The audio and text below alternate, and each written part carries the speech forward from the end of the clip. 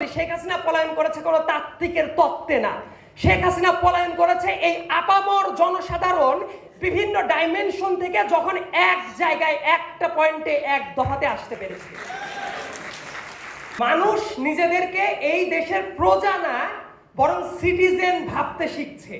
এই জন্য জনসম্পৃক্ত যে কোনো আলোচনা, যে কোনো ডায়ালগে মানুষের এত স্বতঃস্ফূর্ত অংশগ্রহণ দেখা যায়।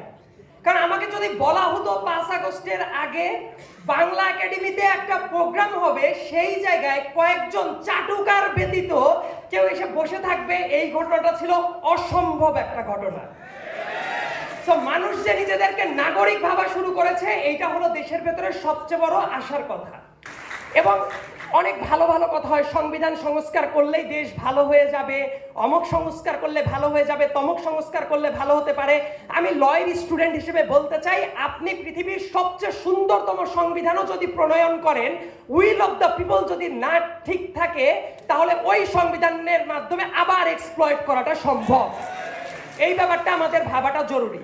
শুধু সংবিধান সংস্কার করব ব্যাপারটা এইটা না। এই জন্য এই সংকট উত্তরণের জন্য রাজনৈতিক দলের ঐক্যমতের দরকার আছে।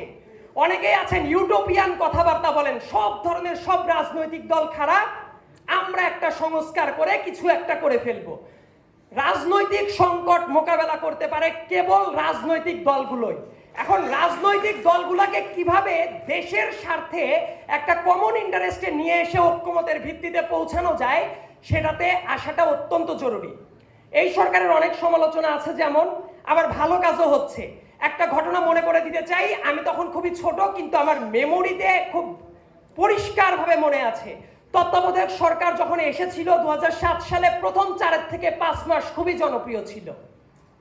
তারপরে ওই 1-11 সরকারটা বর্তমানে মানুষের মানুষপটে দেখবেন একটা নেগেটিভ টার্ম, কারণ 5 মাস পরেই তারা খেই হারিয়ে ফেলে।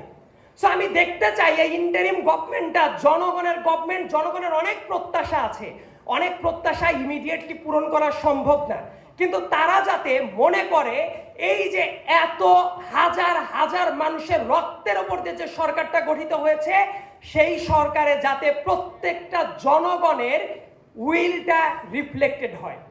এবং সামনের বাংলাদেশে আমি দেখতে চাই বিভিন্ন মানুষের নানা মতভেদ থাকতে পারে, এক একজনের এক এক মতাদর্শ থাকবে, ধার্মিকভাবে, মনস্তাত্ত্বিক দিক থেকে, পলিটিক্যাল আইডিওলজির দিক থেকে, কিন্তু একটা জায়গায় সবার একমত হতে হবে, যেটা পৃথিবীর অনেক দেশেই আছে। আমরা প্রো বাংলাদেশি হইতে পারি না, আমাদের এই জায়গায় বিভিন্ন মতাদর্শ থাকবে, কিন্তু দিন শেষে যাতে আমরা সবাই মিলে বলতে পারি এই দেশের স্বার্থ সবার আগে। আমি চাই সমগ্র বাংলাদেশে এই জাতীয় একটা প্রো বাংলাদেশি নেশন তৈরি হোক।